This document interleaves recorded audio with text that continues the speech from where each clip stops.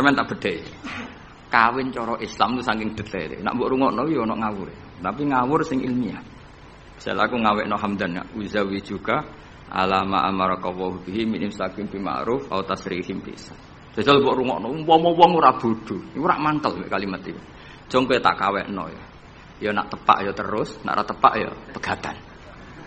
Lho iya kan artinya kan uzawi juga alama amarakallahu bihi. Kamu tak kawinkan sesuai perintahnya Allah, yaitu pilihannya hanya dua, min imsakin bi ma'ruf, nak masalah yo terus, au tasrihim. Nak ora tepak wis pegatan. Tapi nak terus ya sing apik, nak pegatan sing apik. Pegatan apik ya ora nggawa donya, ora ngentekno donya wis pegatan. Aja kok rabi wis ngentekno donyane mertua lagi pegatan elek. Itu coba andekan itu orang paham semua. Mesti kan wong ngurung-ngurung kok sebatas tapi barokah ra paham. Amin amin.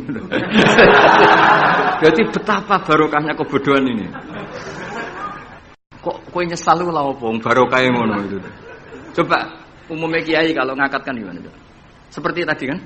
Coba saya artikan uzawiju ngawekno ingsun ka ing sira. Alama sesuai ngatasi perkara. Amaro kang perintah ka ing sira sapa Allah. Oke tak kawekno jeng sesuai aturan sing ditanamkan Allah, sing diajarkan Allah. Yaitu min imsakim yaitu ngeker kelan apik mesti nikah terus au tasrihin to megat engko nak megat yo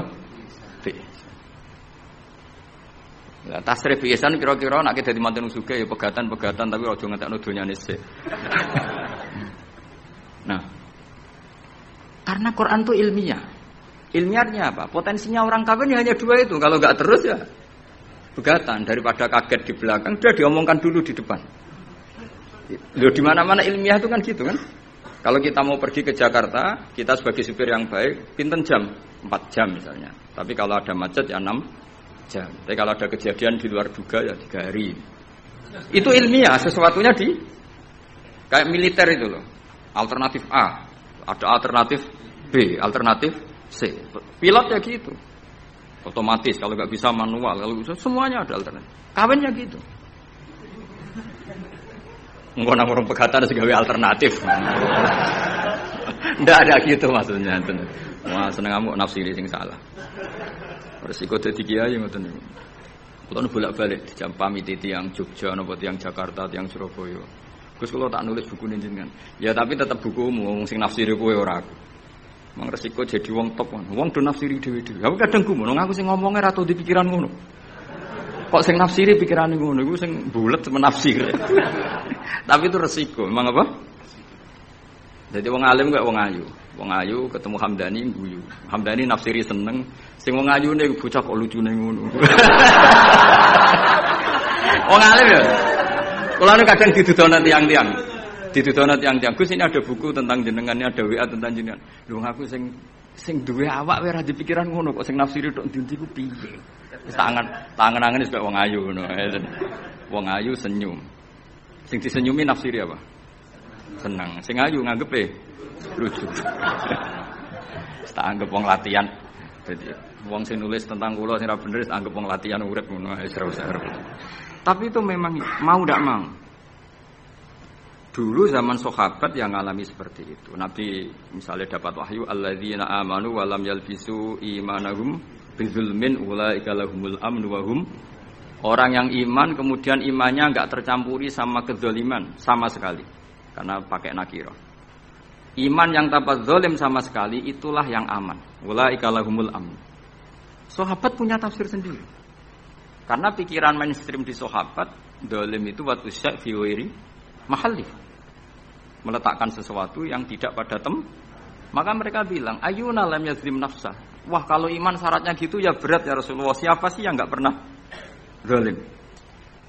Terus Nabi ngendikan, laisa huwa kama ta'nun. Sebagian riwayat laisa huwa kama taqulun. Oh, itu enggak yang seperti kamu bayangkan. Alam tasma' qaulallahi ta'ala, yaitu dawuh Luqman Hakim, la tusyrik billah inna syirka la zulmun adzim. Enggak, maksudnya bukan zalim batu syak fi ghairi mahal ya, tapi apa? Syirik. Jadi berarti maknanya gimana? Orang yang iman dan kemudian dalam iman itu tidak melakukan syirik sama sekali. Itu artinya kan sahabat punya tafsir yang beda dengan yang membawa Quran. Untung zaman itu ada Nabi diklarifikasi. Lah saiki masalahnya penulis-penulis tentang kiai ora tau klarifikasi. Luwih pinter timbang kiai ini. Bingung gak? Itu dulu zaman orang soleh semua. Zaman orang soleh semua. Mencintai perempuan itu baik. Karena maknanya cinta itu ora demenan. Saya ulang lagi, maknanya cinta itu tidak demenan. Yaitu perempuan dilihat sebagai sarana reproduksi atau sarana pendidikan. Karena kita tahu pertama kali anak-anak dapat ilmu dari siapa? Ibu. Ibu itu seorang perempuan. Jika bilang perempuan itu orang kok bayangno wong wedok sing semlohe sing menarik kok gak. Ya perempuan saja. Bisa ibu, bisa guru madrasah, bisa apa saja. Tapi ra wong ra saleh muni kiai itu harus mencintai perempuan. Itu dianggap ajaran sesat. Karena mesti konotasinya urusan apa? Syahwat. Paham tuh sing maksudnya? Seneng dunya kayak ngoten. Zaman sahabat, itu banyak sahabat sing seneng dunya. Tapi wong soleh, senenge dunya juga perangkat kebaikan. Wong syarat jihad wajah itu bi amwalikum wa anfusikum. Sehingga wong darani seneng dunya itu ora ep. Wong perangkat kebaikan. Begitu juga seneng perempuan. Dulu itu enggak ep karena bayangnya perempuan itu kalau cantik ya dinikahin, kalau tidak cantik ya ibu atau guru, semuanya ini perangkat kebaikan. Tapi sekarang bilang perempuan itu konotasinya apa coba? Urusan sah. Sehingga dulu itu enggak masalah misalnya Nabi ngendikan wa hubbiba ilayya min dunyakum at-tibbu wan nisa. Karena orang masih waras semua, jadi itu enggak melahirkan salah tafsir. Padahal Nabi jelas ngendikan ada 3 hal yang saya ditakdir dicintakan 3 hal itu. Yang 2 itu at-tibbu wan nisa. Pewangian dan perempuan. Tapi dengan makna yang apa? Positif. Karena kalau perempuan enggak dididik, coba anak kamu pertama tahu kebaikan lewat siapa? Ibu. Ibu itu perempuan apa lelaki? Perempuan. Jadi dulu makna perempuan itu tidak harus urusan. Ya, tapi kalau sekarang sampean ngomong itu, orang nafsir kan macam-macam. Ya, tapi itu sudah itu resiko. Dan yang jelas kalau minta seminta-mintanya nafsiri Quran, hadis, nafsiri ulama, itu jangan nganggo utekmu dhewe. Nganggo prosedur sing dikuasai perangkat itu oleh ulama.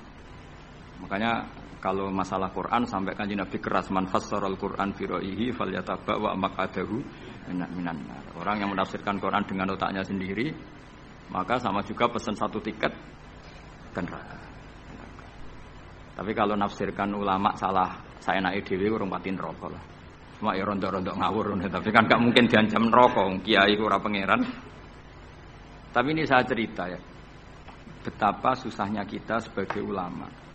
Karena kita harus membiasakan bahasanya ulama dulu. Karena itu satu-satunya cara untuk menetapkan tradisi dulu. Dengan zaman yang sudah rubah. Ya, dengan zaman yang sudah rubah. Ya tapi mau tidak mau. Saya beri contoh kecil misalnya tadi. Dulu sahabat itu biasa bahasakan tadi. Saya ini suka perempuan. Karena ya memang zina linnasi hubbus syahawati minan. Tapi maknanya suka itu ya kalau suka dinikah ya dinikah, tidak demenan, tidak pacaran. Kalau suka perempuan dengan mana ibu ya di rumah yang baik. Kalau suka perempuan dengan mana ustadzah ya diberi hak fasilitas ngajar. Semuanya itu konotasinya positif. Seneng dunia nggih ngoten, aku seneng duit, aku itu kedonyan, aku itu seneng harta. Maksudnya apa? Itu perangkat kebaikan. Aku seneng murid, aku seneng nak ngaji itu sing ngaji wakeh. Banyak kayak dulu yang bilang gitu. Aku seneng kalau ngaji itu yang ngaji banyak. Bukan urusan salam templek, orang urusan sowanan gula akeh, tapi ingin kebaikan itu didengar orang banyak. Tapi kalau sekarang, kowe dadi kiai mending ngene, aku seneng santri akeh, mesti wong oleh nafsiri. Iya ben sing salam templek. Oke, jadi sekarang perangkat suudzon itu luar biasa. Luar biasa. Dulu enggak, dulu itu ya duwahi ma'al jamaah, kalau ingin barokah ya harus rame-rame. Alaikum bil jamaah. Jadi ngaji semakin banyak semakin baik, maksudnya semakin tahu hal positif yang banyak semakin baik. Tapi sekarang kan muni waktu laris pengajianku, wong pikirannya, berapa itu hasilnya kan untuk ruwet soalnya zaman akhir ruwet. Tapi nikmati mawon, mesti nikmati mawon. Santai mawon. Kiye kersane. Kabeh itu kersane napa? Subhanallahi wa bihamdihi adada khalqihi wa ridha nafsihi wa zinata arsyihi midada kalimatihi. Subhanallahi wa bihamdihi adada khalqihi wa ridha nafsihi wa zinata arsyihi midada kalimatihi. Subhanallahi wa bihamdihi adada khalqihi wa ridha nafsihi wa zinata arsyihi midada kalimatihi. Subhanallahi wa bihamdihi adada khalqihi wa ridha nafsihi wa zinata arsyihi midada kalimatihi. Subhanallahi wa bihamdihi adada khalqihi wa ridha nafsihi wa zinata arsyihi midada kalimatihi. Subhanallahi wa bihamdihi adada khalqihi wa ridha nafsihi wa zinata arsyihi midada kalimatihi. Subhanallahi wa bihamdihi adada khalqihi wa ridha nafsihi wa zinata arsyihi midada kalimatihi.